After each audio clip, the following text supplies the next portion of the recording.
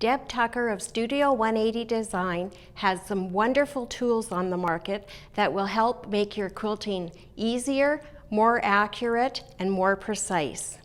Let me show you today how to use the Wingclipper.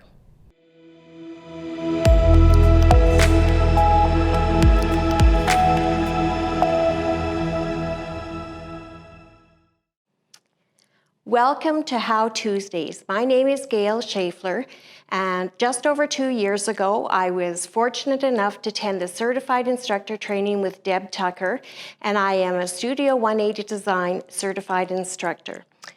The tool that we're going to be looking at today is the Wingclipper. There is a Wingclipper 1 and a Wingclipper 2. These are used for making flying geese. The Wingclipper 1 makes flying geese in 1/2 inch and whole inch increments, and the Wingclipper 2 is a 1/4 inch and 3/4 inch increments. With each tool, you get a set of instructions. The instructions are excellent. They give cutting instructions for both right-handed and left-handed quilters, and they're very well written and very easy to follow. As well, if you go to Deb Tucker's website, Studio 180 Design, she has video tutorials that are absolutely excellent on all of her tools. If you would like to have the instructions for your tool in 8.5 by 11, so you can put it in a page protector or save it to your computer, all you have to do is go to the Studio 180 Design website, you go to that particular tool, and there's a link there where you can download the instructions to print or to save to your computer. The instructions you're going to want to keep forever and ever. I personally store mine in clear page protectors in a binder. So the Wingclipper 1 makes flying geese in 10 different sizes. So it's a very versatile tool, and you get a lot of bang for your buck. So to make the flying geese unit, we are going to do the no waste method and make 4 flying geese at one time. To figure out what size you need to cut your fabrics, you would go to the chart that's included with the tool. You would figure out what size of unit you want to make. It tells you what size you need to cut the large square and what size you need to cut the smaller squares. So today I'm going to be making a 2.5 by 4.5 inch unfinished flying geese unit. So I'm starting off with a square that's 5.5 by 5.5 and 4 smaller squares that are 3 inches by 3 inches. So to start, you just take your fabric and you're going to put your squares down on opposite corners, right sides together. This technique, as with most of Deb Tucker's tools, you make the units slightly oversized and you use the tool to trim them to the precision cut that you need for the unit. So for this particular technique, you're going to want to nudge your squares in just a little bit, just 2 or 3 threads, not very much, and it works better. After you've done that, you're going to take your quilter's magic wand, you're going to lay it diagonally on your fabric, and you're going to take your favorite marking tool to mark your stitching lines on. You can use the friction pens. There's the ones where you just remove the cap. There's the ones that are even better. They're a clicker, so you can get that guy back in there when you're not using him. And I'm going to use my Bowen marker today so that you can see the white lines that I'm going to draw on my fabric. So once you have your squares laid down and they're nudged in a little bit from the raw edges, you're going to use your quilter's magic wand. You're going to lay it diagonally on your square, and you're going to use a pencil that you're going to be able to see your markings, and you're going to draw your lines for stitching. These lines that you draw on your fabric are not actually lines that you stitch directly upon. They are actually the lines that your fabric folds on. So when you do your stitching, you should be stitching just beside them by a thread or 2. Once you have your lines drawn, you're going to go to your machine and you're going to do your stitching. And as you can see, I've stitched just inside the white line, not directly upon it.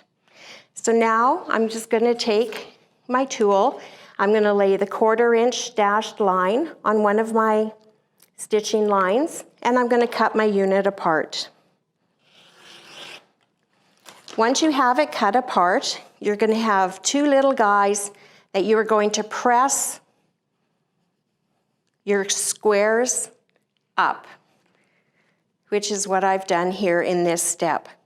Once you have those pressed, then you are going to take a square, you are going to lay it on the other corner.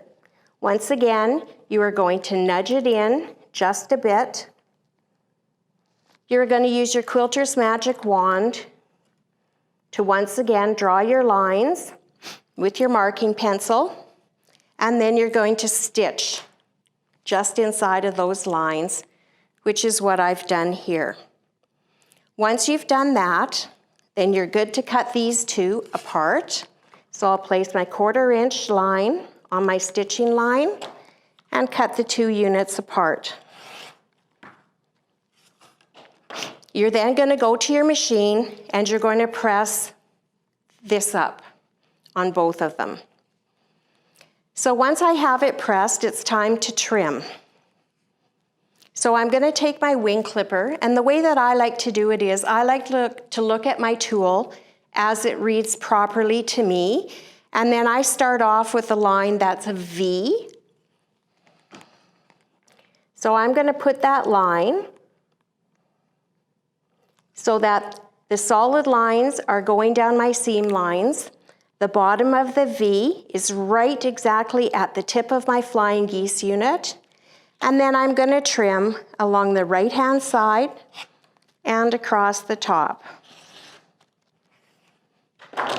Then I'm going to rotate my unit. I'm going to line the 2.5 inch and 4.5 inch lines with the 2 edges that I just trimmed. Where the X intersects here, it's going to be at the tip of the body of my flying geese unit, and I'm going to see that my lines are going down my seam lines. I'm going to trim the right-hand side and across the top again, and I end up with a perfect 2.5 inch by 4.5 inch unfinished flying geese unit. By doing the no waste method with 1 large square and 4 smaller squares, you end up with 4 flying geese. So it's a fast method when you need to make a bunch of flying geese. I'd like to show you a project that Lori has done, and it's a beautiful Christmas table runner, and you'll see that there's flying geese in this table runner. We have kits prepared for this table runner, and there's also a pattern available that's called Celebrate the Seasons. Another project that Lori has done using the same line of Christmas fabric is she made placemats. She took a panel, she placed a 12.5 inch ruler on the panel and centered the design. Then she cut it out, and it was 12.5 by 12.5. She took 4 4.5 inch squares of fabric, sewed them on the diagonal to each corner, and folded it back.